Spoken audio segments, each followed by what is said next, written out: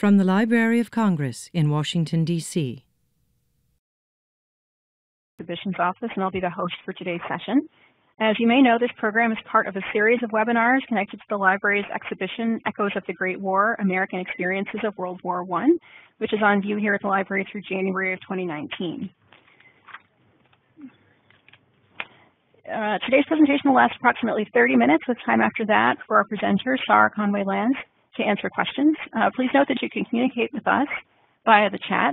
If you've already introduced yourself, that's great. And if you haven't, please take a minute to tell us who you are and where you're joining from. It's also a chance for you to test out how the chat works. Make sure you're sending to all participants. There's a little chat icon at the top of the WebEx Event Center that you can click to access the chat. You can submit questions throughout the session, and Sahr will answer them at the end. If you have technical questions, please send a message to Kathy McGuigan, who's our technical host for the day. We'll be recording today's session, which will then be posted on the library's website once the program has been captioned. So today's presenter, as I mentioned, is Sahr Conway-Lanz. He's a historian in the Manuscript Division. He holds a PhD in history from Harvard University and is co-curator of the exhibition Echoes of the Great War, as well as the curator for the Woodrow Wilson papers here at the library. Sahr's talk is titled Woodrow Wilson Chooses War. Thanks so much, Sahr, for being here and presenting.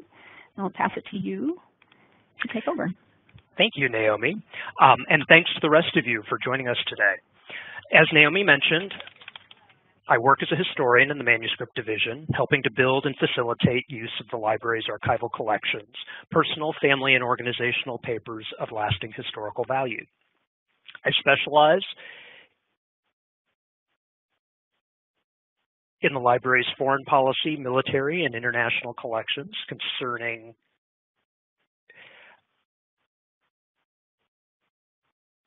the 20th and 21st century American history.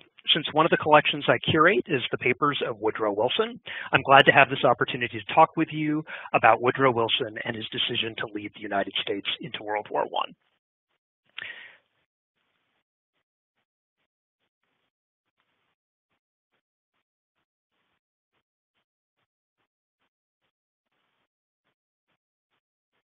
Give me just 1 second. Catching up with the presentation.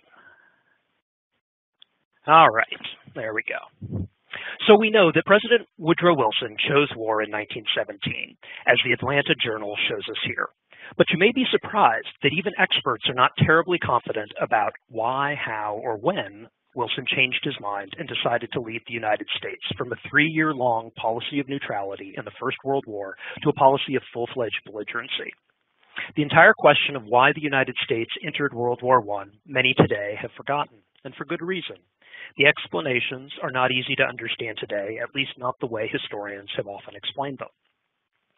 I want to try and do 3 things with this talk. Explore the mystery of Woodrow Wilson's decision, examine what Wilson and others said was at stake in choosing war, and explain its significance for them, hopefully in terms that will be more easily grasped by us today.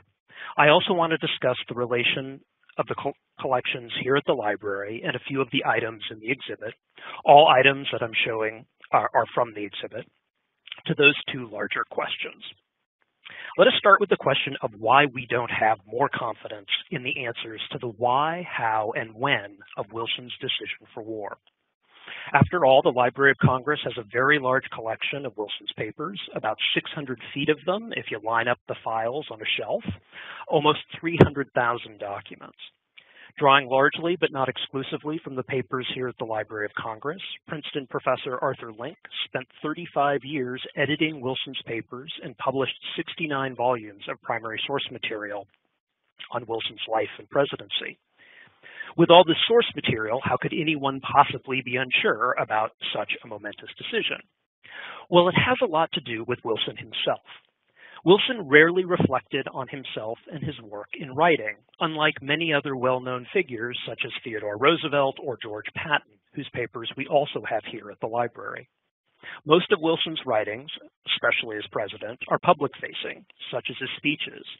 Even his official and private letters were often short and contained little explanation of his thinking on major decisions. Moreover, Wilson never gave a detailed account of his decision for war. His health after the war is surely part of this, but he also explicitly refused to write memoirs.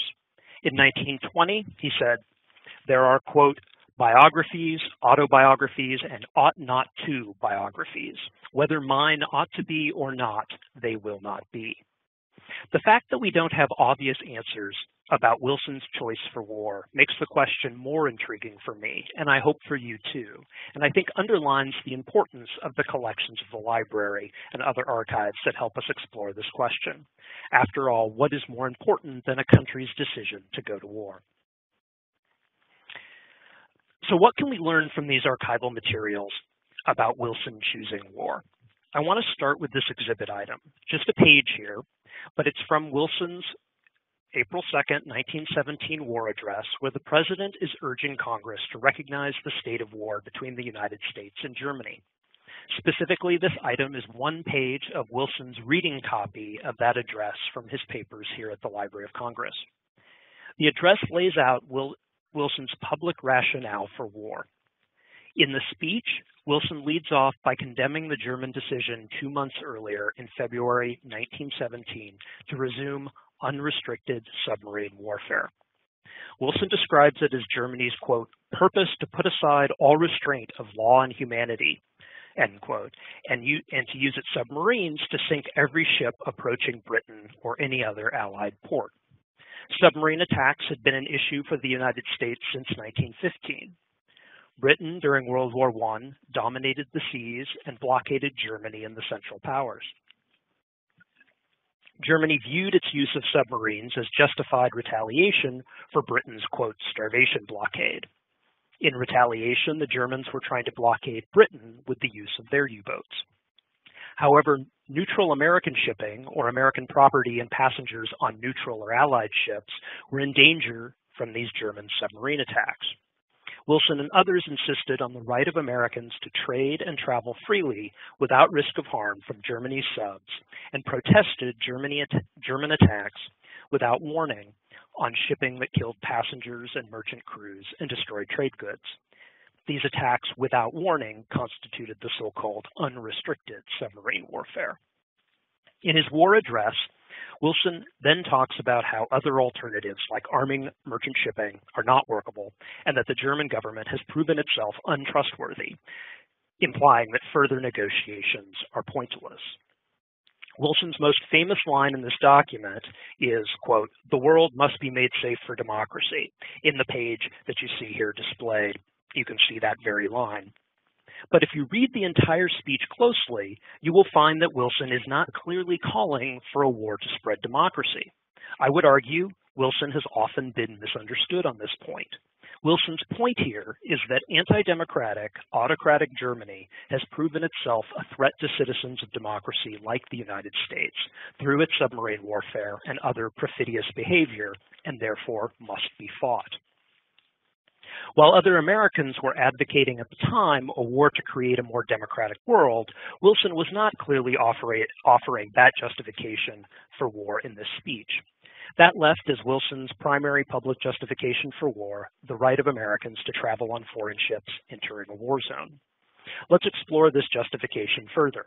Let's look at the question of why Wilson had become convinced that war was necessary to protect the principle of free travel and trade, often referred to at the time as freedom of the seas, or in wartime as the rights of neutrals. Alternately, the question is, if Wilson was not being entirely frank with the public about his true motivations for going to war, why did Wilson use this principle as his public justification when he really was after something else? Historians have come up with a variety of explanations for Wilson's decision for war. There's an older economic argument about Wilson's choice, which more recently has fallen out of favor, and I'm happy to discuss it during questions if anyone is interested, but I'm going to focus on the two currently dominant arguments. Probably the most common explanation offered today for Wilson's choice for war was his vision and ambitions for a new peaceful international order, nothing less than a drastic reform of international relations, essentially American progressivism brought to the world. There are various versions of this argument, but it generally goes that Wilson was disgusted with what he saw as a catastrophic world war and the treacherous and selfish politics of the empires and monarchies of Europe. He wanted to change how states behaved in the international system and bring a new era of peace. This is where we get the phrase the war to end war or the war to end all wars, which is often associated with Wilson, even though H.G. Wells was actually the one to coin the phrase, and Wilson did not make much use of the phrase in public speeches or his private writings. Wilson usually talked instead of establishing peace or sometimes permanent peace. Wilson thought a key ingredient to this new world order would be a League of Nations, which could help resolve conflicts among states and help to maintain the peace. Here being displayed is Wilson's first draft of the League of Nations Covenant, what would be the governing constitution of this new international organization. So the argument goes that Wilson chose war because he finally became convinced that the U.S. could do more to shape the post-war peace and pursue his vision by fighting than by remaining neutral. There's much to this argument. Certainly Wilson did develop a dramatic new vision of international relations, and this is one reason he's well remembered today. But the argument has some weaknesses in explaining why Wilson chose war. The big problem is chronology. There simply is not much evidence that Wilson is thinking about going to war for his peaceful ends until after he asked Congress to declare war on April 2nd. The day Germany declares unrestricted submarine warfare on February 1st, 1917, 2 months before, Wilson is still worrying that going to war will ruin American chances to help establish a post-war peace. Wilson's close advisor, Edward House, in his diary for that day, wrote, "The president, quote, reiterated his belief that it would be a crime for this government to involve itself in the war to such an extent as to make it impossible to save Europe afterward." In fact, the first evidence we have of Wilson making the argument that fighting will allow the U.S. to better influence the peace is from a meeting he has with the peace advocate Jane Addams later that month on February 28th. This is when Wilson already knows about the Zimmerman telegram. Here's a cartoon about the scandal surrounding the telegram. So Wilson already knows about the German intrigues to start a war between Mexico and the United States, and by this time, the archival evidence suggests that Wilson has lost all faith in ending the war through negotiating with the Germans. In other words, Wilson loses all faith in the Germans before he starts thinking that fighting could be his best option for creating post-war peace. In addition, Wilson's war address on April 2nd, that I was discussing earlier, does not lay out Wilson's vision for a post-war order or a scheme for ending all wars, even though it sometimes has been taken to imply this. I would argue the address as a whole, as well as other evidence from the manuscript collections we have here at the library and elsewhere, does not support this interpretation, even though today it's popular to think that Wilson went to war to establish a new world order or to end all war. I think it more likely that Wilson made the connection between his ideas about establishing a peaceful order and how fighting could lead to that peaceful post-war world as an afterthought to choosing war. In other words, he came to view this new global system as the silver lining to the cloud of war, and that it was not what motivated him to choose to fight. That brings us to the other major explanation for why Wilson chose war. This is the argument I find most convincing. It's the case he is explicitly making in his war address. It's the argument that Wilson went to war over a principle, the right of Americans and other neutrals during war to travel freely overseas. Now, you may be thinking, how could this possibly be the reason the U.S. went to war, a war in which over 100,000 Americans lost their lives? What was Wilson possibly thinking? How could war be worth the right to travel overseas, especially to travel overseas in a war zone? You would think most people would not be clamoring for the right to sail into a deadly war zone swarming with submarines. Well, the first thing to understand is that Wilson's concern was not so much about travel or even abstract rights, than that Wilson believed he needed to stand up for a principle that he had laid out publicly and pledged his support for. Wilson had told the Germans as early as 1915 that the U.S. would enforce this principle, which most saw as part of established international law and custom. When the British passenger ship, the Lusitania, was sunk in May 1915, killing over 100 Americans and over 1,000 others, the headlines here, although you'll note that initial press reports said that all were saved. But when the Lusitania sunk, Wilson threatened to break diplomatic relations with Germany if the Germans continued with their submarine attacks without warning on passenger and merchant vessels. In effect, Wilson had laid down a red line that he hoped the Germans would not cross, a warning so likely to lead to war that Wilson's anti-war Secretary of State, William Jennings Bryan, resigned in protest over Wilson's threat in 1915. Why the United States did not go to war for 2 more years is because Germany did largely back off from its unrestricted submarine warfare until early 1917. Wilson used this time to try to help negotiate a peaceful end to the war. And I think the archival evidence clearly shows his hope was that he would not have to enforce his threat, and the evidence amply demonstrates his reluctance to lead the United States into war, but he also acknowledged that his official warning to Germany basically left the possibility of war up to the Germans. Wilson's Secretary of the Navy recalled the president telling him during the 1916 election, quote, "I can't keep the country out of war. They talk of me as though I were a god. Any little German lieutenant can put us into war at any time by some calculated outrage." Wilson had helped to create the possibility of war by his resolve to stand up for a principle, and this left the coming of war to outside forces. Wilson, in the lead-up to war, often expressed himself in public and private as believing that external forces were driving the U.S. toward war, and Wilson seemed to experience the coming of war as out of his control, and eventually, probably in late February 1917, as inevitable. But you may still have the question of why did Wilson and other Americans, because Congress did ultimately support going to war, feel that standing by this principle, even if it was a principle embedded in international law, was important enough to justify the terrible consequences of war. Historians usually characterize the importance of this stand on freedom of the seas and neutral rights to Wilson and others as the importance of maintaining American international credibility, prestige, or honor. That is, if Wilson had not enforced his principled pledge, the United States would have lost influence, especially moral influence, in the world. And I think this is largely the explanation for why Wilson chose war. But I also think that one of the reasons why people today often forget or are confused by explanations for U.S. entry into World War I, which focus on the right to travel and freedom of the seas and neutral rights and American credibility and prestige, is because those intertwined explanations lose sight of why Wilson drew his principled red line in the first place, why he became trapped into feeling compelled to defend U.S. credibility when German subs resumed their indiscriminate attacks.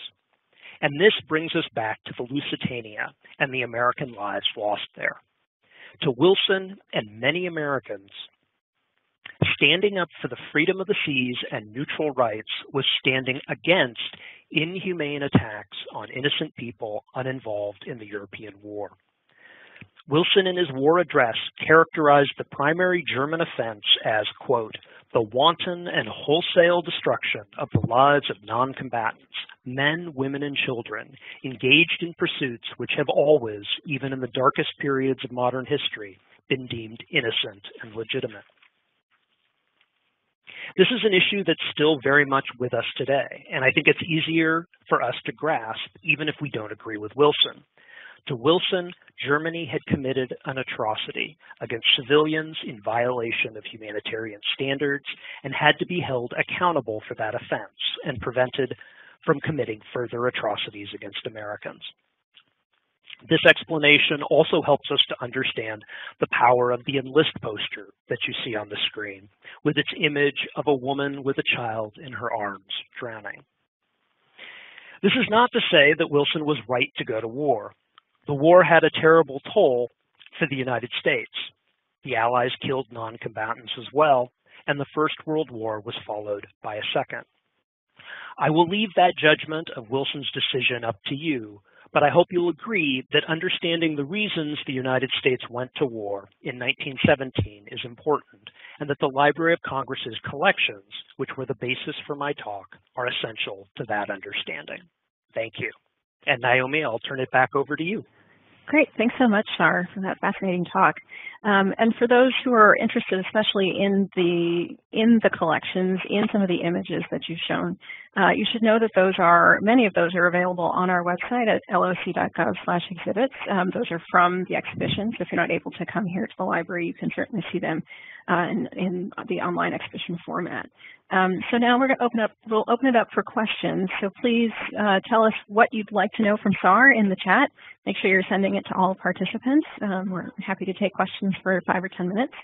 I think I'll begin, though, Sahr, with a general question for you about the library's collections. So how is it that the library came to hold the Wilson papers? And then how do researchers generally access them? As the main curator for the Wilson papers, tell us a little bit about the life of those papers here at the library. So actually, shortly after Woodrow Wilson left office, the Library of Congress embarked on a major effort to collect presidential papers, including Woodrow Wilson's. And so in the early 20th century, a number of presidential paper collections were brought to the Library of Congress. Wilson's were donated by his family, and some of them came directly from the White House. And the Library of Congress has been a major repository for presidential papers. We have, ever since, we have the papers of 23 American presidents. Most of the 20th century presidents after Calvin Coolidge now have presidential libraries where you can use the presidential papers, and those presidential libraries are run by the National Archives. But for presidential collections before Herbert Hoover, most of those papers can be found at the Library of Congress. Now, if you're interested in actually using the Woodrow Wilson papers, there are a couple of ways that you can do this.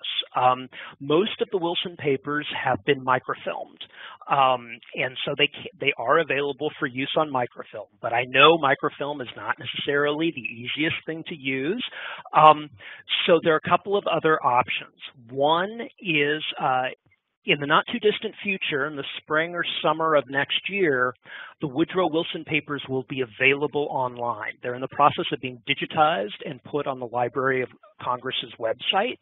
And so they will, all of the Wilson papers here at the Library of Congress will be available on the website in about 6 months or so.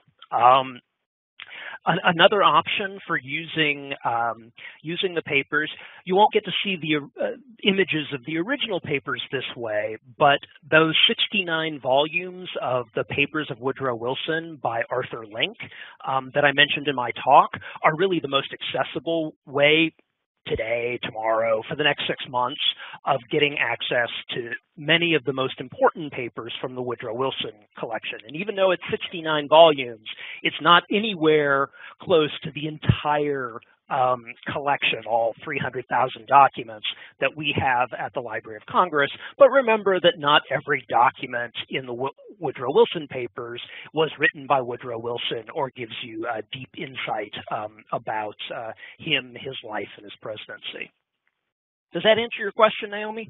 It does. Thank you. And it's very exciting, as Connie says, to have digital access in the coming months to the Wilson papers. So another question, and I encourage all of you guys who are listening to also submit one, but I'll give you one more, Sahr, which is to ask you about Wilson's influence on American foreign policy and how or whether it shapes American foreign policy today. Sort of this idea of an international perspective, international bodies, and United States involvement in those bodies. It's been sort of a frame and for American foreign policy for the last century or so. Are we moving out of an era of Wilsonianism today? How would you talk about that? So, Wilson is not necessarily the most popular president today, but I think he is very important both for domestic policy and foreign policy. In foreign policy, it's really where he made his mark, although I think it would have been a surprise to Wilson to think that international relations is where he really would have had the greatest influence. But in international relations, kind of how people often think about Wilson still today is Wilson really embodied this idea of idealism in international affairs. And it's a question that people come back to again and again, dealing with today's current events and thinking about the history of American foreign relations, and Wilson in particular. I mean, this idea of Wilsonianism, a term that has been used to mean many different things, although generally it's used to mean the idea of pursuing some kind of universal ideals as opposed to narrow American self-interest or narrow national interests. It's also been used to mean the spread of democracy abroad, which in my talk I said, I think that's slightly a misreading of Woodrow Wilson, even though he did pick up the chant for self-determination during World War I and followed that through to a certain degree, although Wilson certainly wasn't arguing to get rid of imperialism and colonies dominated by the European powers throughout the world. He had somewhat ambivalent views about that. But in terms of whether we're leaving an era of Wilsonianism, I think it's going to be, I mean, I'm a historian. One of the last things you want me to do is make predictions about the future. But I would say that considering questions about the role of ideals versus interests in international relations is going to be a question that we're going to continue to struggle with for the foreseeable future. All right, thank you for that. We have had one. Oh, go ahead. Sorry. No, go ahead. Go ahead. Well, just that we had a question come through, a similar question that also asked you to predict.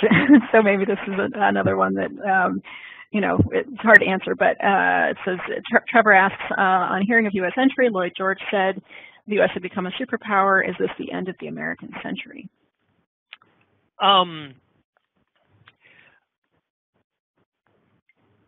Well, I'm always happy to put on my political science hat and try to make predictions about what is coming. But this is actually a parlor game, at the end of American century that's very popular among historians and academics and political scientists in general, and talking heads in the press. And I would just point out, I mean, I don't have any particular insight in that. I would venture, but I would just point out that the end of the American century has predicted to be coming to an end for about the last 40 years, ever since the 70s. And yet it continues. We may finally, with the rise of a powerful China, see things change, but I think that really has more to do with Chinese history than American history at this point. That would be my personal take on it. I'm not exactly sure what Woodrow Wilson would say. I would think he would probably be very optimistic about America's prospects for the future, as many of the American presidents from the early 20th century were, like Theodore Roosevelt. All right. Well, we hope that we've at least piqued your interest about Wilson, his decisions, his influence on American history and foreign policy even to today. So with that, we're at the bottom of the hour, so I think we'll wrap up. And Sahr, if you can pull the slideshow back up, I do want to remind everyone that this is part of a series. So there will be more webinars to come, but also that you should explore the Wilson papers when they become available online.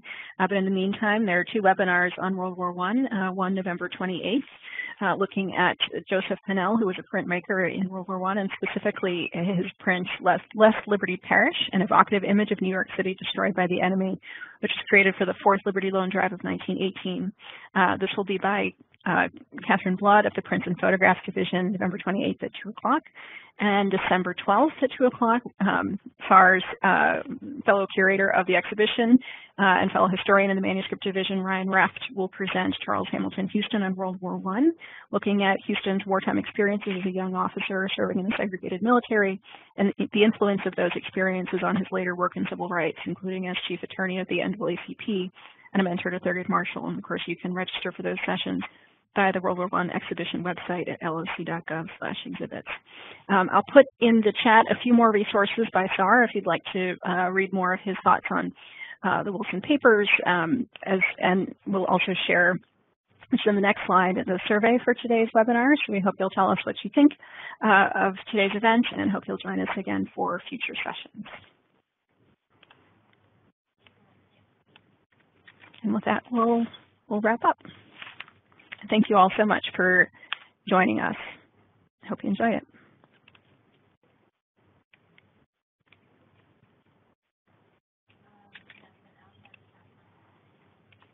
Thanks, Connie. And there's the webinar link. So if you can take a minute, we'd appreciate it.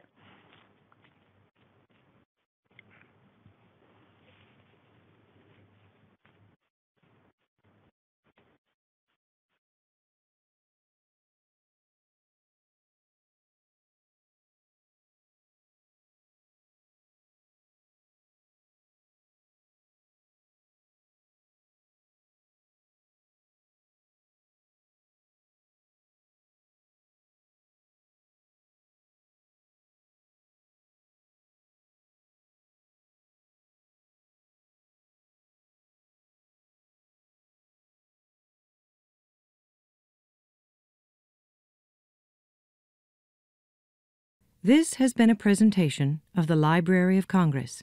Visit us at loc.gov.